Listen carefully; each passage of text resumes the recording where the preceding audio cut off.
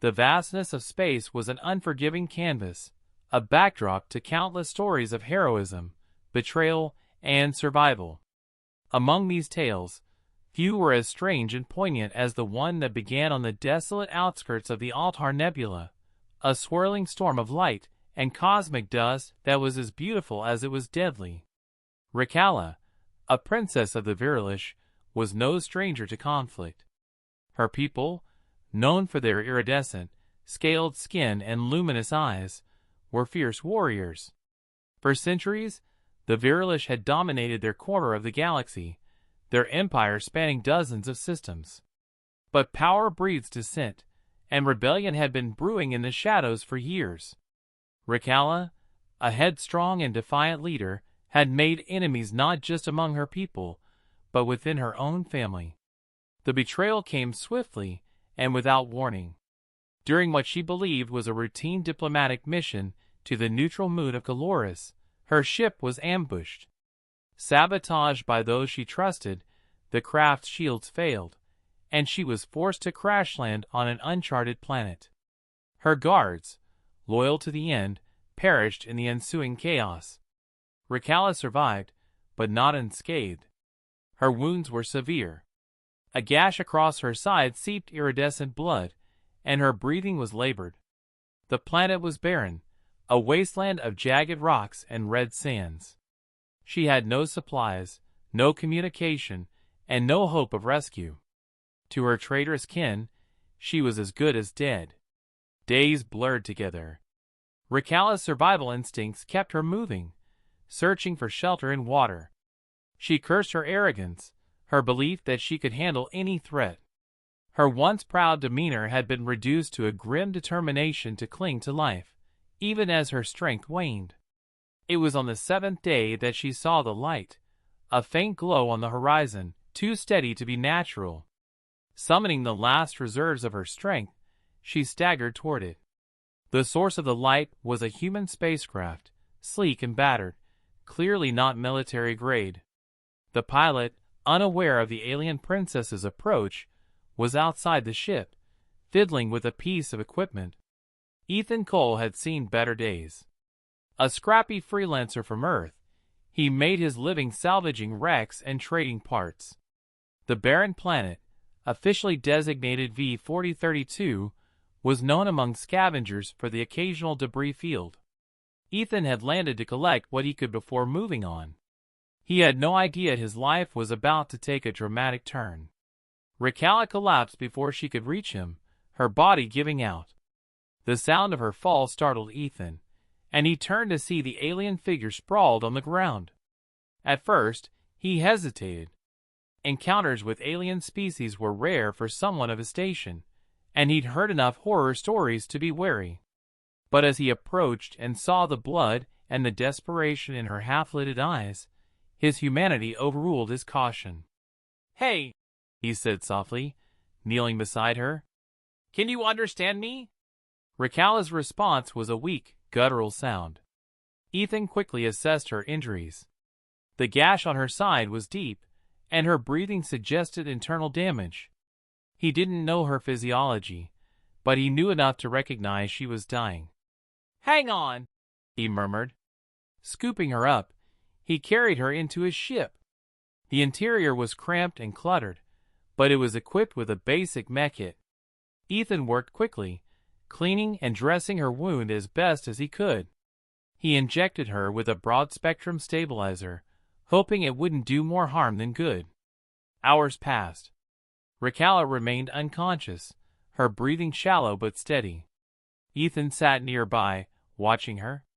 She was unlike any alien he'd ever seen, her shimmering scales catching the dim light of the cabin. There was an otherworldly beauty to her, but it was tempered by the fierce lines of her face. Even in unconsciousness, she looked defiant. When she finally stirred, her eyes snapped open, glowing faintly in the dim light. She tensed, instinctively reaching for a weapon that wasn't there. Ethan raised his hands in a placating gesture. "Easy," he said. "I'm not going to hurt you. You're safe." Recalla's gaze darted around the cabin, taking in her surroundings. Her memories came flooding back, and she realized she was at the mercy of a human, a species she'd only heard of in passing. They were insignificant on the galactic stage, known more for their persistence than their power. She didn't know whether to be relieved or insulted. "Who are you?" she demanded, her voice hoarse. "Name's Ethan," he replied. "Found you out there. You were in bad shape." Recalla studied him, her instincts screaming at her to distrust him. But she was in no position to fight. "I am Recalla," she said finally. "Princess of the Virilish." Ethan raised an eyebrow. "Princess, huh? Guess that explains the fancy look. What happened to you?" Recalla hesitated. Revealing too much could be dangerous, but she needed his help. "I was betrayed. My ship was attacked. I need to return to my people." Ethan frowned. "Your people left you here? Doesn't sound like they're worth going back to."